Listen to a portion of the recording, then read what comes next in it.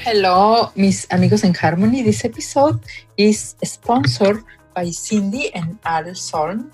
Thank you, Cindy. Thank you, Al. They are parents themselves and they wanted you to learn how to become a better parent. Then, this is why we have Dr. Ruben Parra Cardona from the School of Social Work, Steve Hicks, in the University of Texas. Today, you are going to learn what does it mean to be a parent, what does it mean to train yourself as a parent, why we need to work on our parenting skills, and how we can train ourselves, how we can find the best resources, how to distinguish what are the best resources. So listen to this conversation to Dr. Ruben Parra, and it is a researcher that now is a professor. He's a professor, he's a researcher, it works with our community, it does everything right on the spot, creating psychology for the future. So listen to this episode, I highly recommend it, it's one of my favorites. Here it is. Living in harmony is possible if you know your emotions and how to handle them. I am Dr. Carmen Roman, and I will share with you the current psychology by myself or by interviewing experts who will inspire you. Learn how to live a life of fullness and how to recover your emotional harmony. Welcome to Emotions in Harmony. Okay, welcome back to this episode about parenting. Remember, we have Cindy and Al sponsoring this episode. Thank you, Cindy and Al, because they believe that the parenting skills are something that are for life. And they also believe that a podcast episode will stay here for life. So they gave us $500 as a donation and they sponsored this episode. So can you? You can send us $500 and say, here, Carmen, this is the topic. I want the people to learn about this topic for life. I want this to stay for life. Then you give me time. I either prepare it myself or I find the best experts, like in this case, I can find and then publish. So it's a gift for the humanity. Yeah, we build it together. So, and if you want to just out of your heart, share your abundance with us, just donate $5, $1, $10, all of it, 100% will go to the production of this podcast. Because I cover the admin costs and any other thing. So 100% of your donation goes directly. Okay, so let's start. Comenzamos. Hello, amigos in Harmony. Welcome back to this podcast, Emotions in Harmony. And today is one of my most passionate topics. I am very passionate about parenting academies. And for that, literally, I went online and found the best person I could find, and I reached for the stars, and he answers. So we have Ruben Parra. Is that true? That's true. I literally Google and say, what is the best person that is doing research right now? Yeah. Thank you, Carmen. Thank you. Thank you. So we have Dr. Ruben Parra Cardona. He actually did his bachelor degree in ITESO in my beloved University ITESO, which I thought I was in the University of Guadalajara, but I was teaching in the ITESO.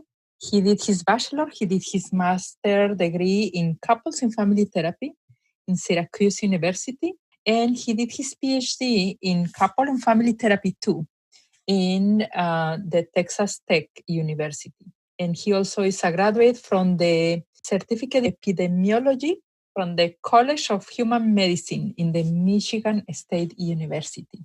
We have really a person who is doing current research in psychology, particularly in Latinos. So we want to squish his brain. Yeah, Ruben, in the next 20 minutes. Wonderful. Yes. Carmen. So thank you for accepting this invitation. Do you want to say something else about you? Oh, well, no, thank you. I'm very honored about this opportunity to talk with you, and congratulations for providing this wonderful resource to the community. so we can talk about many issues that are so important for our people, for Latino populations, immigrant populations. So thank you for this initiative in this wonderful space. And I feel very honored about being here today. Thank you, Ruben. I know you are very busy and the school is taking your time now, but we have these 20 minutes to talk about. Tell me your research about parenting academies. Tell me what we need to learn about parenting if we are Latino parents. Yeah. Well, I became a prevention researcher because my clinical training was precisely clinical cases. So I focus on Latino youth, ones where they were having problems like acting out behaviors, oppositional behaviors, and it was very hard to work with those cases. Families were committed, but the nature of the problems were intense. There was already drug abuse, there was rules breaking, problems in schools. Many of the youth that I work with were already adjudicated to the justice system. So at that time, I thought I was going to focus on clinical research. How can we help these families better? But it was when I attended a presentation of wonderful parenting researchers, Maren Forgat and Jerry Patterson. And they show longitudinal data, the longitudinal impact of a parenting prevention study. In their study, they deliver a parenting program to families with children ages 4 through 12. And the dramatic reduced probabilities of their children ended up in the justice system due to problematic behaviors. When I saw that probability of those children really having low chances of ended up in the justice system because their parents were exposed to a program that taught them effective parenting practices, that's when I said, oh, this is the contribution I need to do for our people, right? Because unfortunately, as we were discussing before this time, there are very few alternatives for Latino parents to have access to evidence-based parenting programs. That means programs that we know have worked in research and have been demonstrated in research that work. And that's when I decided, well, let's culture adapt this program. They were originally developed with non-Latino populations, but let's examine the ways in which we can adapt them for Latino populations. And that's when I became very passionate about this work. And the journey has been fascinating because there's nothing like receiving a family who really wants to figure out how to raise their kids. Their kids 5, 6 years old, they're engaging in tantrums. Parents themselves didn't have adequate parenting as children, so they may be able to motivate their kids in some ways, but sometimes they just don't know how to handle difficult situations. And there's nothing more beautiful to see those families starting to group. And then after 9 weeks, when they've been exposed to effective parenting practices, they start reporting that those challenges that they identified before, they feel very competent about managing those. The emotional climate at home has improved a lot. The relationship with their children has improved a lot. And that's why I completely focus on parenting, Carmen. And since that time, I just have loved this and continue to be very committed to this line of work. And I remember like 20 years ago, 30 years ago, when we do parenting academies, people say, there is no such thing at the school for parents. Yeah. And now we have. Now we even have a specialized school parentings. So tell me about why a Latino parent needs to search for a parent academy or a parent training or something. Yes, because parenting is about intuition, but also it's about what we have learned in research works for parenting. So a very good example, parents come to our parenting programs initially requesting to help them manage discipline with their kids. Usually that's the main motivation when they come. Things have escalated. We just don't know how to manage situations at home with misbehavior. So usually they are like a little bit surprised when I tell them, yes, we will address that, but that's usually the last topic that we will address, one of the last topics that we will address, because we are going to start all the way with a very basic topic of how is it that you give directions to your kid? And they just look at us and like surprised, and what do you mean giving directions to my kids? And that's when the intervention on evidence-based is so important, because we know that the best parenting interventions, they rely a lot on hands-on experience like role plays. So in our intervention, we have a lot of situations in which we play the role of kids and we demonstrate wrong ways of doing directions or and good ways of giving directions. So for example, when parents ask, okay, can you put the dish in the sink? We do like using humor the many ways in which we can give wrong directions, like is many times a question, my dear, can you please put the dish in the sink if you want? You know, many in research, there's been a lot of observational research about ineffective direction. And we start at that very simple component because in the many years of observational research, researchers identified that giving bad directions was the initial step towards escalation. Because the children, if you put it like a question rather than a command, children can say no. If directions are confusing, children may not know what to do. If there are threats, children may just feel intimidated. So they identified that giving good directions was a foundational step. So parents are a little bit like hesitant, but we do role plays in session and we send them home and say, practice these good directions. Focus on behaviors are likely to be successful with your kids. And then they come back and they see, oh my gosh, I mean, I realized I was the one who was the problem. So that phrase, Carmen, is very important. And that's why we love the group process, because usually in a group process, we have about 40%, 50% of parents who are actually doing homework and home practice assignments.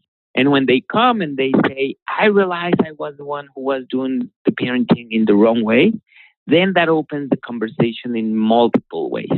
And then we start focusing on the next topic, which is how is it that you are going to reinforce the relationship with your child at the same time that you are gradually teaching your children skills to be independent. Is, you know, the daily behaviors, doing their bedroom, cleaning their bathroom, brushing their teeth, being responsible for their school supplies, doing the homework. We break down into very small steps, but we provide a lot of modeling about how important those daily behaviors are to promote the parent-child interaction. And so there's a lot of motivation towards the kid, a lot of celebration whenever they engage in good behaviors. And then towards the very end, we address issues of limit setting. But by then, we have reconfigured the focus of the parents on what children are doing right and how they can help their children engage in positive behavior. That it's very common by the time we get to discipline, parents report to us that the discipline problems they had in the beginning, they are not there anymore because they have been focused on everything that is positive about our kids, that the family climate has changed. So that's the beauty of research, because before I was exposed to this training, I would go with the first tendency of parents to focus on discipline. But if you don't focus on developing first all those skills on giving the good directions and promoting the positive parent-child relationship, you really don't have that emotional leverage by the time you get to discipline. And that's where research is so important, because you need to have a very clear guide in terms of how to engage in those parenting practices. Well, what I'm learning too is that parents, they don't feel alone anymore. Yeah, they are in a group. Now they can come with their very everyday experiences and kind of practice in the lab with you. Yes, and thank you for addressing the group component, because, you know, some parents are hesitant. Some parents are saying, I don't know what I can get from this. So when they see other parents, that's very important. Other parents, they really need to hear other parents taking the first step so they can start practicing their own steps. And then we only deliver the intervention to parents, so parents can freely express how they feel about their children. We love our children, right? But sometimes it's just very frustrating to be with our kids. It's very challenging, and parents have that safe space. We also work a lot with immigrant parents. So in our intervention, we put a lot of attention to discussing how is it that immigration stressors, how is it that experiences of discrimination affect their parenting. For some parents, they affect them directly, other parents more indirectly, but it's a very safe space so they can talk about their own experience as immigrants and how is it that that experience as immigrants is impacting their parenting practices.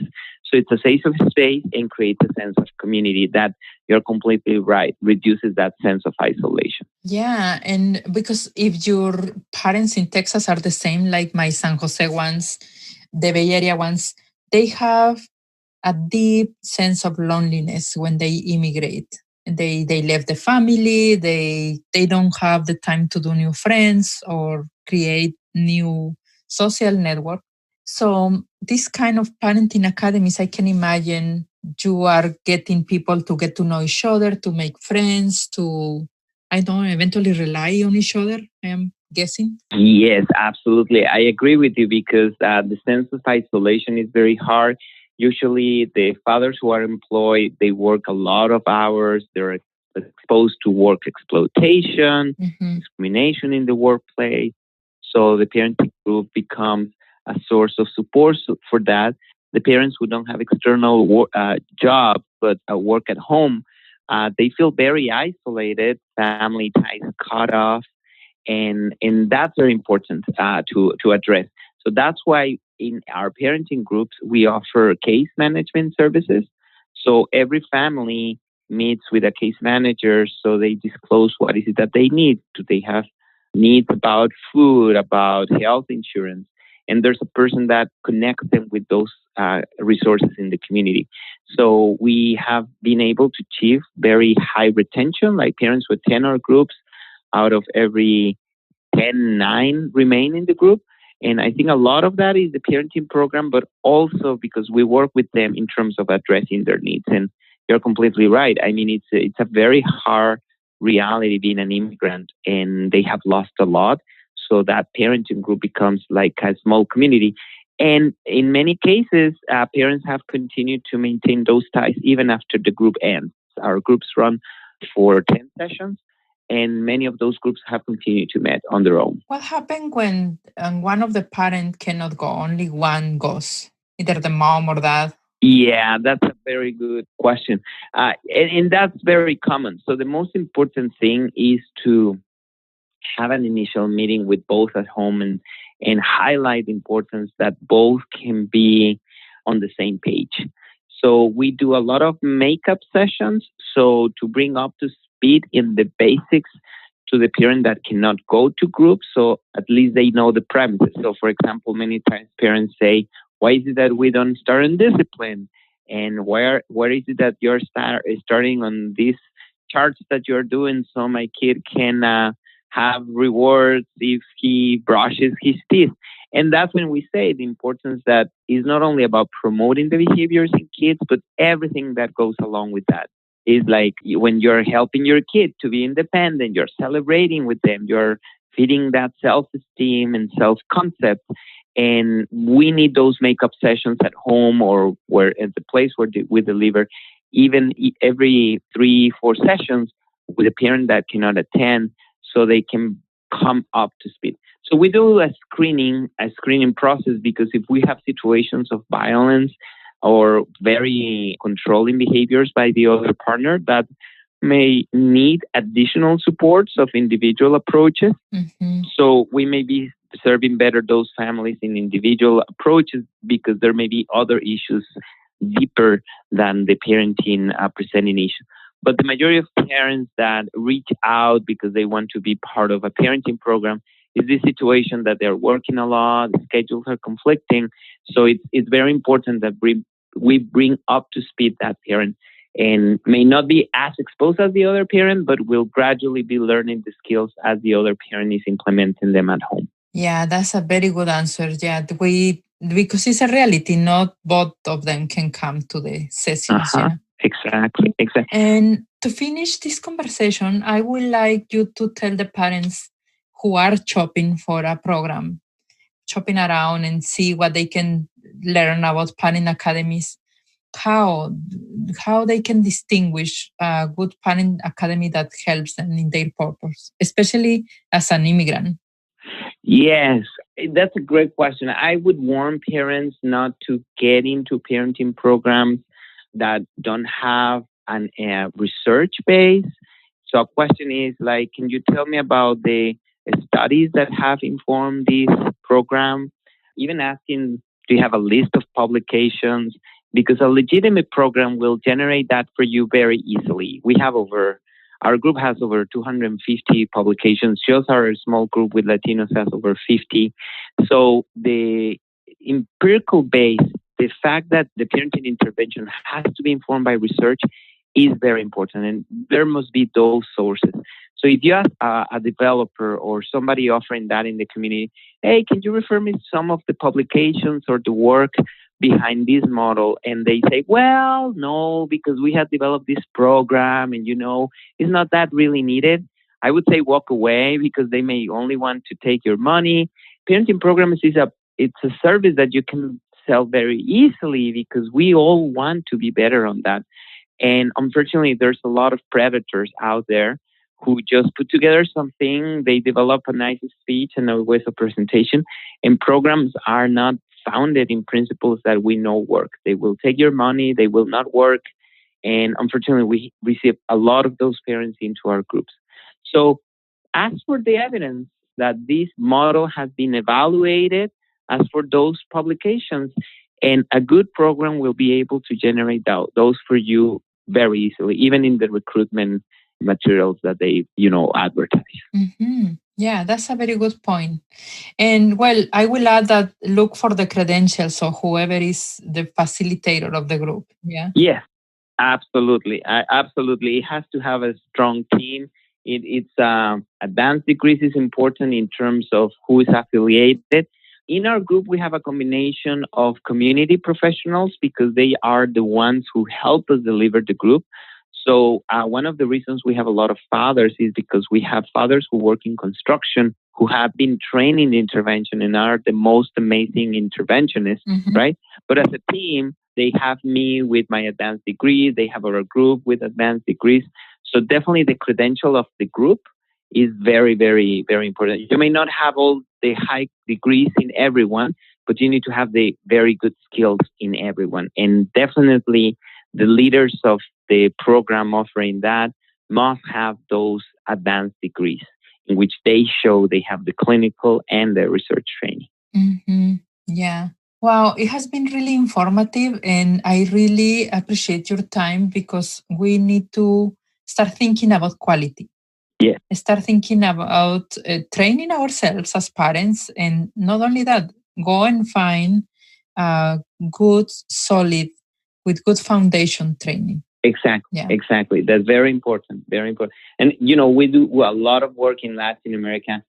I cannot tell you how difficult, how painful it is for me to see the many ways in which these predators are everywhere. And particularly rough when you see state governments disseminating programs that don't have any empirical basis. And there's a lot to do on that realm, Carmen. Yes, that's right.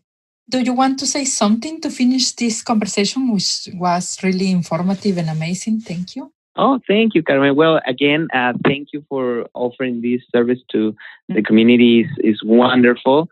To the parents, I would encourage them. Many times in Latin America, being raised in Latin America, we are raised sometimes it's like, oh, don't go with the psychologist because people are going to think there's something wrong with you, or you should know how to parent. We all need to learn this. I learned the parent training program when I was in the middle of my PhD degree, and it really transformed my life. So I would say reach out to a parenting program that, has people with good credentials, and that is a parenting program that is reliable, based in evidence, and reach out and engage in those opportunities to learn how to be a better parent. We all need it. There's a science about it.